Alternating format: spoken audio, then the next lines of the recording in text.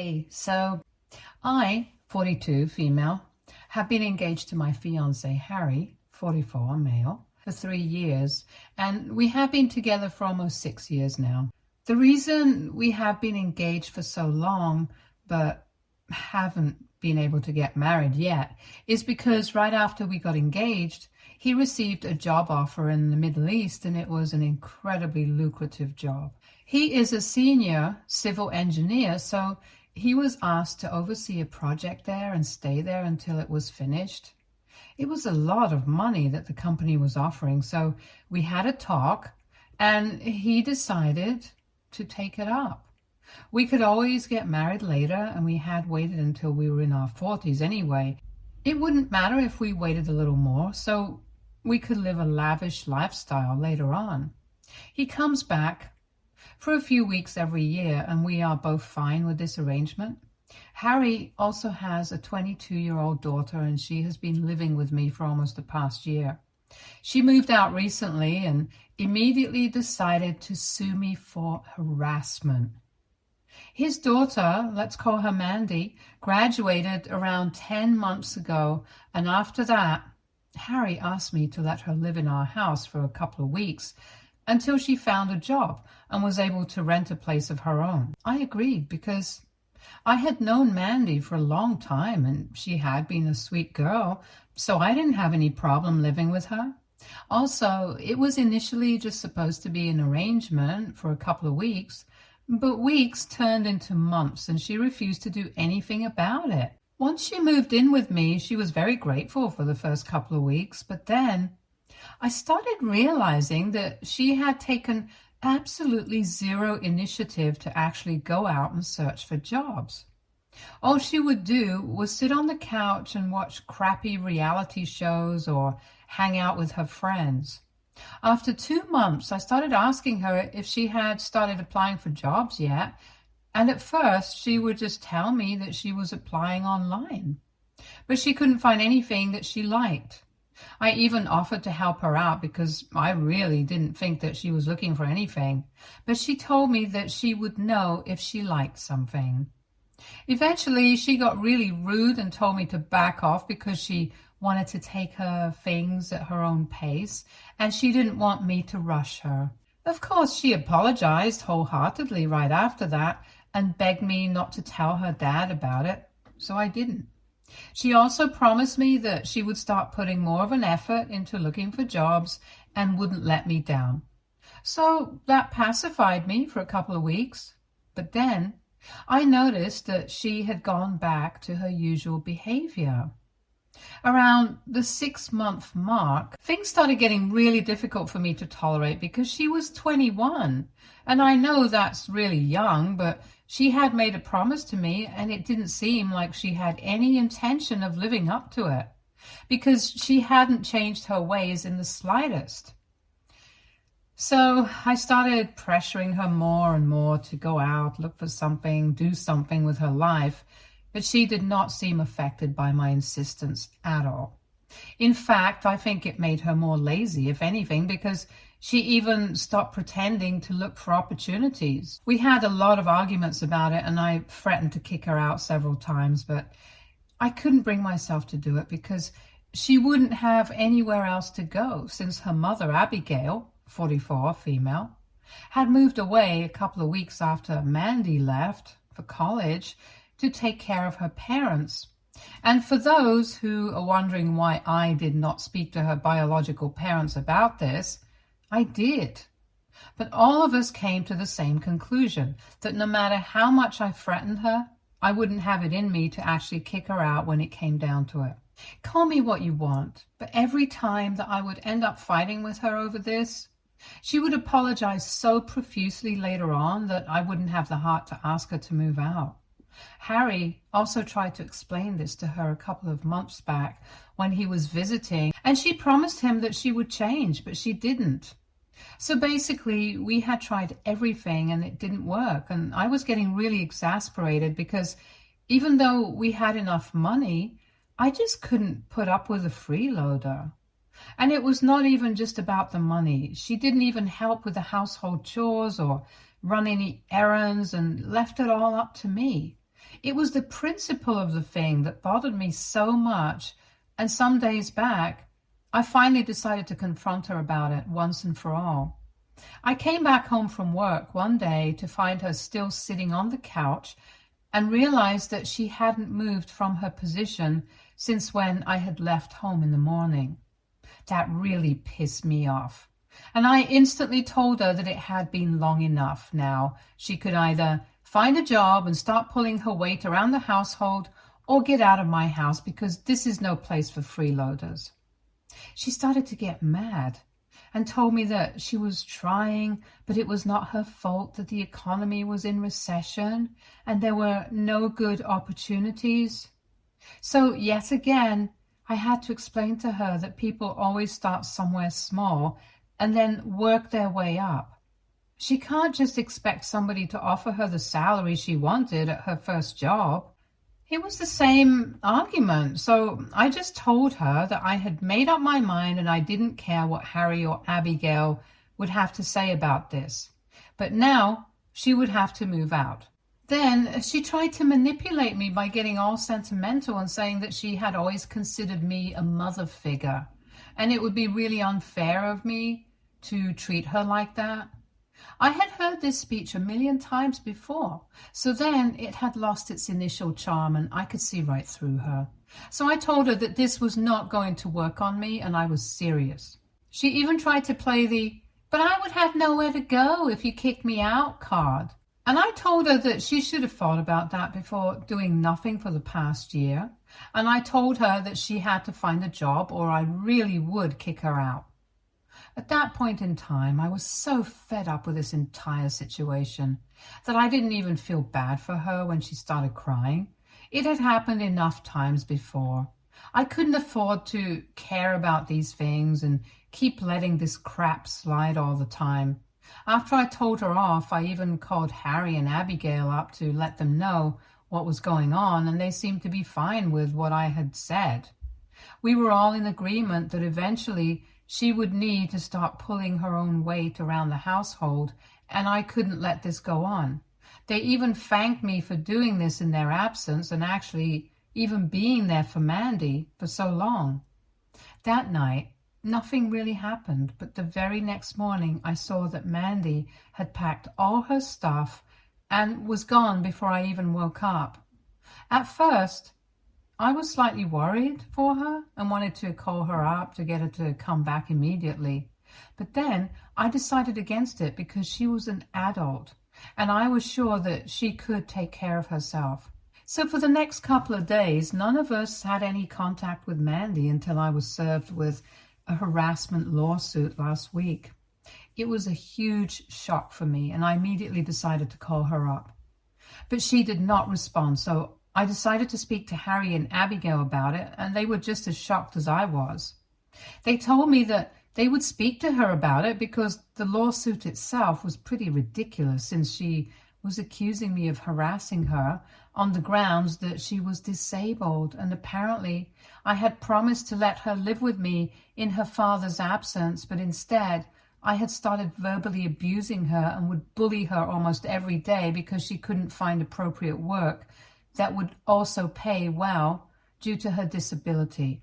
So I would constantly taunt her about it and try to put her down, and she had finally had it with me. So she was demanding that I pay her so that she could get therapy and try to recover. The disability she had picked to fake was epilepsy, which is a pretty serious issue, and I couldn't believe that she would stoop so low for some money.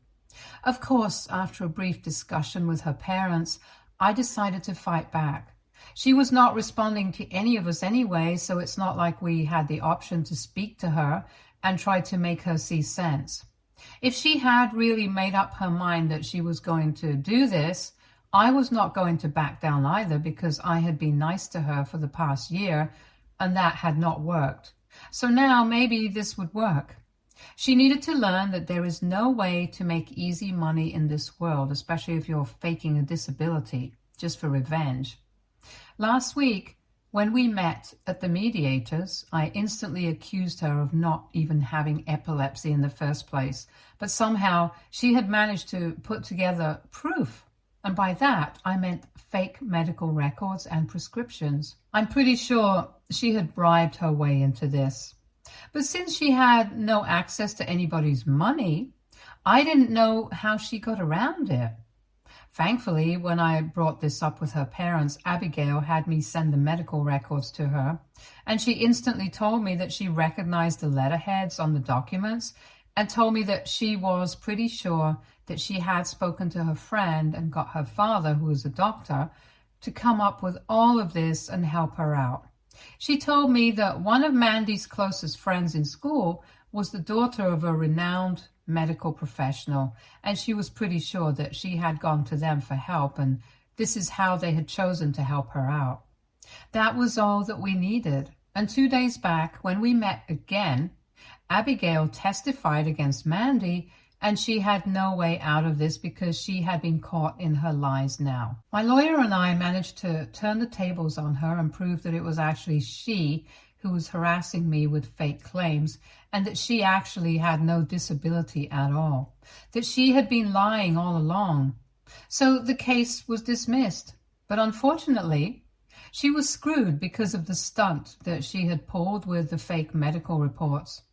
Apparently, her friend's father has not even been in on this, and he was now suing his own daughter and Mandy because they had used the letterhead from the hospital that he worked in and his name to commit fraud and put him at risk of losing his license.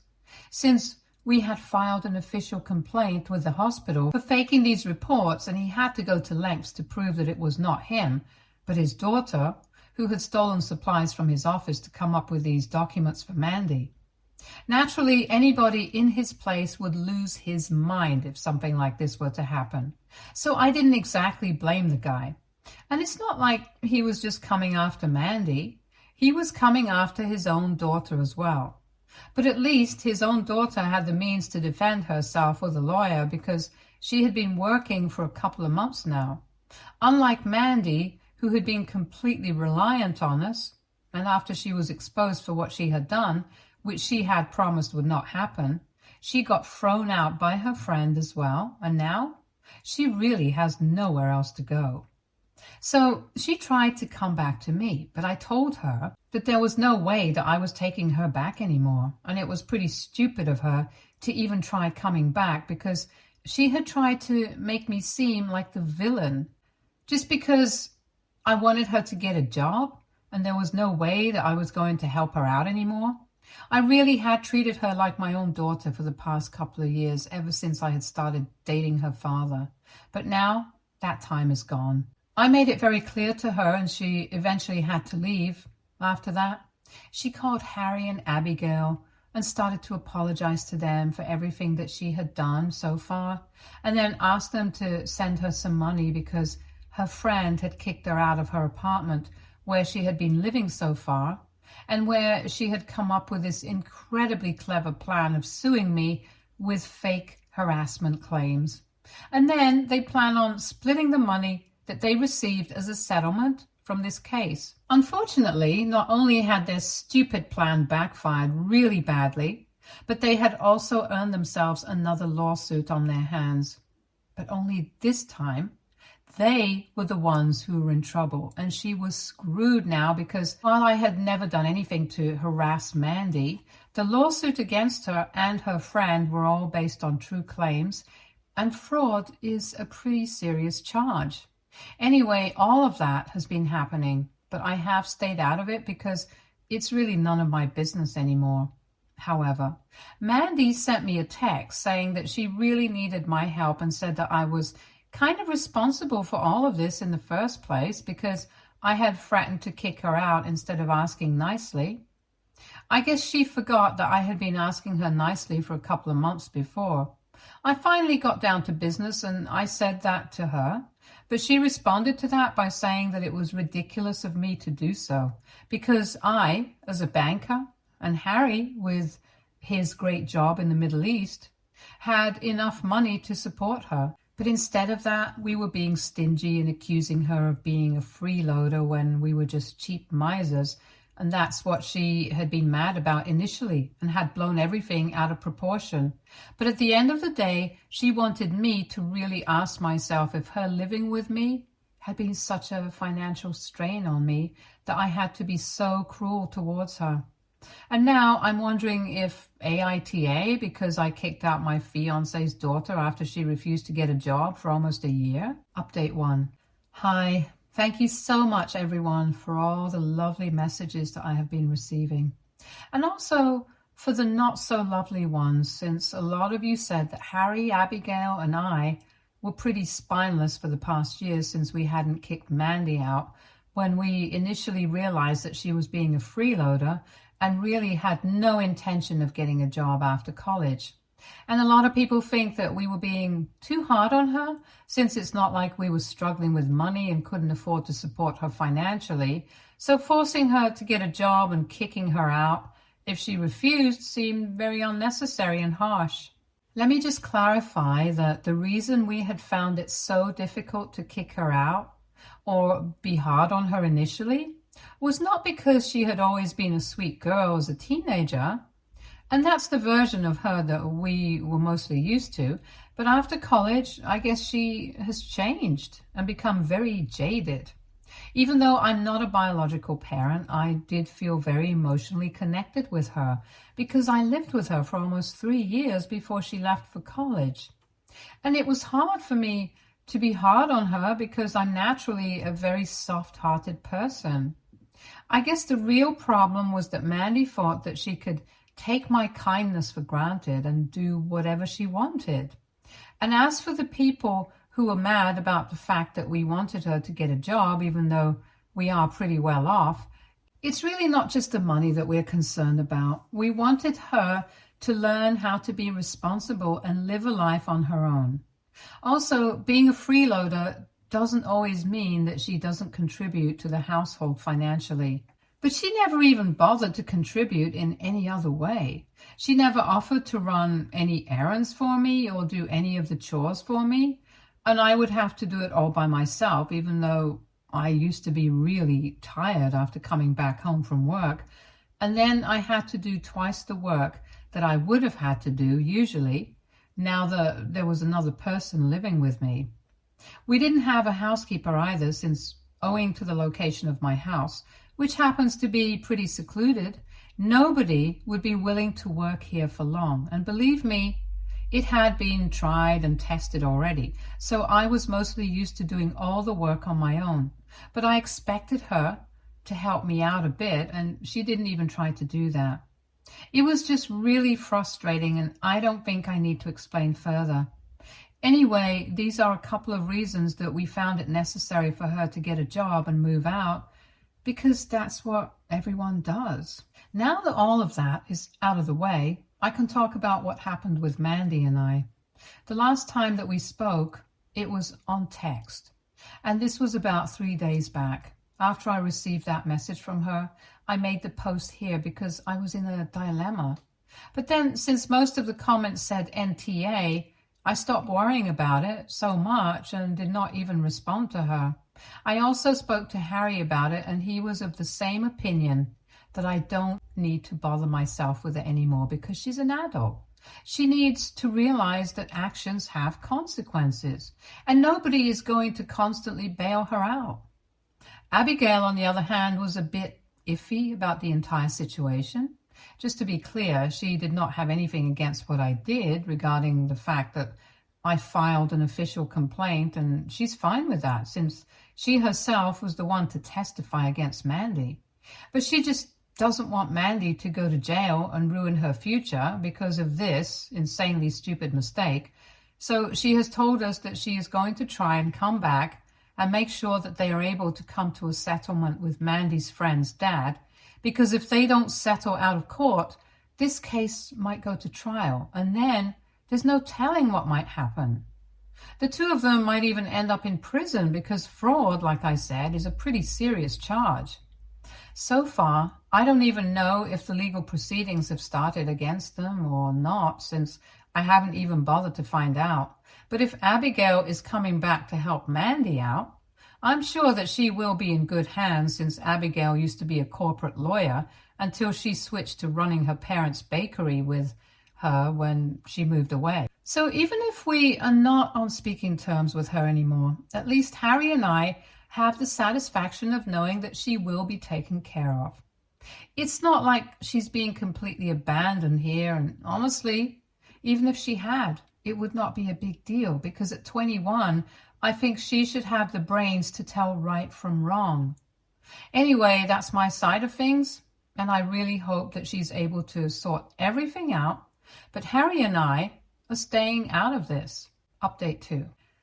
Hi, so it's been 2 weeks since my last update, and from what I know, the legal proceedings against Mandy and her friend have started. I have stayed in touch with Abigail, and she's actually living with me right now. Thankfully, Mandy was able to get another friend to help her out and has been staying with her. I think I had made it sufficiently clear that I did not want her coming back here, and I guess they're respecting that. Abigail, however, I have no issues with her, and she's actually been a great help around the house. From what I know, the hospital itself, along with the doctor, is suing the two of them, so it's a pretty tough battle to fight. But Abigail is determined not to let her daughter go to jail, and I have faith in her that she will be able to bring them to an out-of-court settlement. Of course, the team of lawyers that the hospital has are all sharks, and it's pretty daunting for her to return to the world of lawyers after so long. But it's good to see that even though she's a bit rusty, it's her motherly instincts that are keeping her going because she knows that she has to protect Mandy. We have had a discussion about this recently since she seemed very overworked, and I just couldn't help myself but ask her why she was so determined to keep Mandy out of prison when she knew that what she had done was really wrong. And if she had to spend a couple of months in jail, she probably deserved it and would be much better off. Because when she was out, she would know her actions have consequences, and she just can't get away with everything.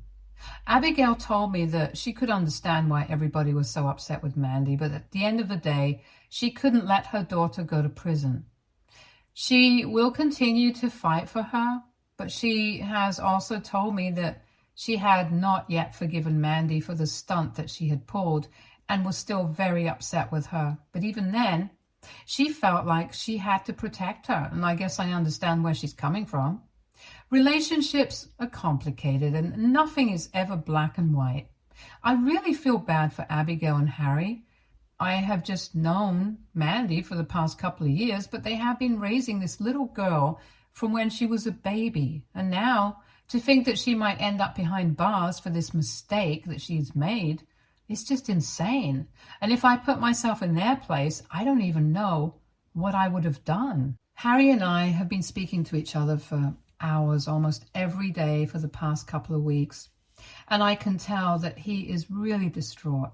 I know that he's trying really hard to hide it from me, but he's very worried about Mandy and what is going to happen to her. So far, Abigail has been handling things pretty well, and it seems unlikely that this might go to trial anytime soon. But even if it's unlikely, the chances are never zero. I have been doing my best to comfort him, but every time I start talking about Mandy and what's going on with her, he tells me that he doesn't want to hear it because he's far away from home at the moment, and it's just going to stress him out even more. So we talk about other things, but I know that he's thinking about her, and I so desperately want him to know that everything is going to be fine. But the sad part is, even I don't know that for sure. I feel really bad because if Mandy had never acted out that way initially, she wouldn't be in this mess right now. I do feel slightly responsible. I know this is not my fault, but then part of me can't help but think what might have been if I hadn't filed a complaint with the hospital. But I know it's pointless to think about these things, so I try to keep these thoughts at bay and just try to focus on my work. I guess that's what everybody's doing at the moment, to deal with all of this, because no matter what, all of us have really been emotionally attached to Mandy, and we never would want anything bad to happen to her. Anyway, all I can do is drown myself in my work and hope for the best. It's not like Mandy and I are on speaking terms right now, so I cannot comfort her, and I'm sure that I wouldn't even want to speak to her at the moment. Everything is still pretty fresh at the moment, and I cannot forget the fact that she hasn't tried to reach out to me or even apologize for anything that she has done. So I don't even know what we would talk about until she apologizes. I'm really sorry if I seem to be rambling or if all of this seems a bit incoherent, but my thoughts really are all over the place at the moment because I'm very worried about the future and what it holds for all of us as a family. I'm just going to keep my fingers crossed and hope for the best, but I have something good to share in my next update. Thank you so much for hearing me out. Update 3. Hey, it's been close to 2 months since my last update, and I am thrilled to tell you guys that we were able to get Mandy out of trouble and come to an out-of-court settlement. It cost us an exorbitant amount of money, but Harry, Abigail, and I all pulled together some money to bail Mandy and her friend out. We took as little money as we could from her friend because we felt that Mandy was responsible for most of this mess, so it seemed only fair that we paid it all off. Of course, her friend was at fault too for even agreeing to this plan, but we are choosing to ignore that right now. And before anybody comes at us for going easy on Mandy, we just want to let you know that the only reason we bailed her out in the first place was because we did not want to go to trial. But that doesn't mean that she's off the hook permanently. Before we cleared the amount, we made her sign a legal document that she would pay us back the entire amount that she owed us in full once she had a job. She could choose to pay it all back in installments or all at once. That was up to her. But within the next 5 years, she would have to make sure that we received the money that she owed us. After the settlement, she sent us all an email saying how sorry she was for everything that she had to put us through and that she was grateful for our help.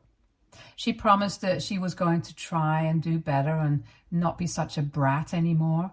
And the first step in order to do that was to actually get a job. So she has been working as a secretary in a firm for the past couple of weeks, and she keeps all 3 of us updated through emails. I haven't seen her since the day that she signed the document stating that she would pay us back the money in the next 5 years, and our relationship is still very strained. But maybe with time, these scars will fade as well. For now, I'm just glad that she's stepping up and taking life seriously. She has had a really close call recently and almost destroyed her life once. I'm sure that she will not do anything to risk it anytime soon. Update 4. Hey, so it's been 2 years since I even logged into this account the last time. But anyway, a couple of months back, I finally got married. Harry finished his project and returned at the end of last year, and then we immediately decided that we had to get married as soon as possible. We were also able to sort of mend our relationship with Mandy after a lot of conversations and apologies from her end to us. So she was obviously present at the wedding. I wouldn't say that we are back to normal and everything is great, but we are working on it.